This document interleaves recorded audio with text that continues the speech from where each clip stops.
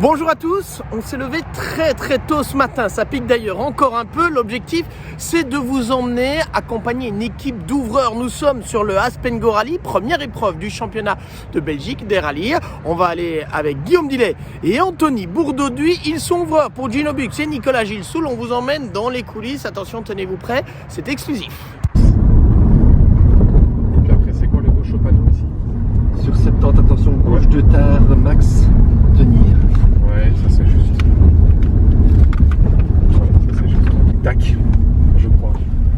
Je crois que si tu vas trop, il y a un truc là, tu vois. Donc, Et alors il est en quoi? Et là on a retiré la zone sale, Ouais. on n'a rien mis. Ok, par contre tu peux mettre sortie gras dans celui-ci. Voilà, c'est le cap de la mi-journée sur ce rallye Van Aspengo. Et regardez derrière moi, la voiture en fait qui est utilisée par les ouvreurs, c'est donc une voiture tout à fait de série. Mais que se passe-t-il dedans? Eh bien, on va aller le voir avec Anthony. Alors Anthony, on va en profiter de cette petite pause pour expliquer comment ça se passe en fait, quelles sont les notes sur lesquelles vous travaillez. Alors c'est simple, ça ce sont des notes que j'ai reçues de Nicolas, donc ce sont les notes qui servent pour le rallye. En fait ce matin on passe 1h30 avant les concurrents pour revérifier les différents virages et les différents pièges de la spéciale. On peut voir ici que ce matin dans le premier passage il y avait un risque de verglas, donc les températures étaient basses, donc c'était assez glissant, limite verglas. Ensuite on a fait un deuxième passage dans cette spéciale pour la deuxième boucle. Évidemment le verglas avait disparu mais d'autres pièges sont apparus. On utilise deux couleurs pour bien spécifier les changements qu'on fait. Donc le premier passage c'était en rouge. Évidemment le deuxième passage je ne peux pas remodifier en rouge, sinon on ne verrait pas, la différence ne serait pas très lisible. Donc voilà, on utilise une deuxième couleur et on utiliserait une troisième couleur pour la troisième boucle. Et alors comment est-ce qu'on envoie ensuite les infos? Alors généralement maintenant avec la nouvelle technologie on va dire c'est quand même beaucoup plus facile qu'avant. Donc avant on se téléphonait, on faisait les corrections par téléphone. Et maintenant c'est toujours avec le téléphone mais c'est via WhatsApp. Donc on prend des photos, on fait un petit fichier PDF et on envoie. Des scans en quelque sorte. Ouais voilà. Voilà, et ça permet à l'équipage ensuite de mieux connaître évidemment la situation de la route. Exactement, et on doit dire qu'ici il y a des spéciales qui ont bien changé donc entre le premier et le deuxième passage. Donc je pense que c'est très important pour eux de connaître l'état des routes. Merci Anthony pour l'explication. Avec plaisir.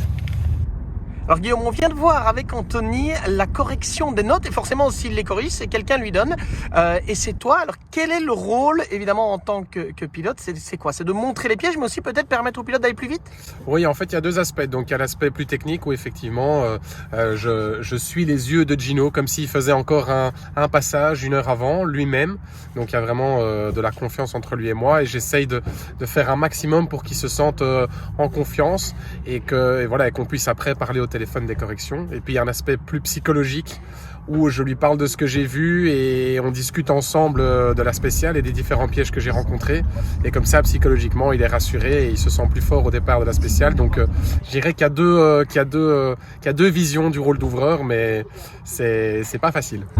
Ici, Non. Ici que dans celui-là? Non, ici on n'a rien mis. Dans le sommet on a mis 10. Ouais, ok. Et là, dans le droite?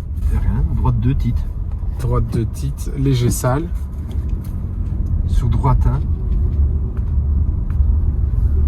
Sur droite, il y a un corde là. Là, dans ce que tu me dis, dans ce que tu me lis. Non, il n'y a pas de corde. Je te dis, je vais pas te dire Droite corde. un corde, ok. Ou alors c'est celui-là, non? Je sais pas, mais il y a. Ça c'est celui-ci. Il y a deux droitins là. Oui. Celui-là. Ouais. Il y a droitin à fond corde, tenir. Et puis gauche 2. Et juste avant, dans le droite là, il y a rien. Rôle d'ouvreur, ça veut dire aussi jouer un rôle par exemple pour des choix stratégiques comme les réglages ou comme les choix des pneus. Oui, bien sûr, je suis tout le temps en contact après chaque spéciale avec son ingénieur. Et lui-même aussi, quand il a des doutes ou des questionnements, il m'appelle pour savoir ce que j'ai vu et ce que j'en pense. Et on essaie de trouver toujours le meilleur compromis pour qu'à nouveau, il se sente bien dans sa tête et pour qu'il puisse donner le maximum de lui-même. C'est beaucoup de responsabilité finalement. C'est plus stressant ouvreur que pilote. La récompense, c'est quoi? C'est quand ça marche comme maintenant? Ah oui, voir. Bon, après, je savais que Gino était une fusée, donc mais il arrive quand même toujours à me surprendre. J'avoue que je pensais pas qu'il irait si vite. Maintenant, c'est vrai que quand on voit des résultats comme ça, même si je ne m'attire pas les mérites, mais savoir qu'on contribue à une telle performance, c'est très très agréable.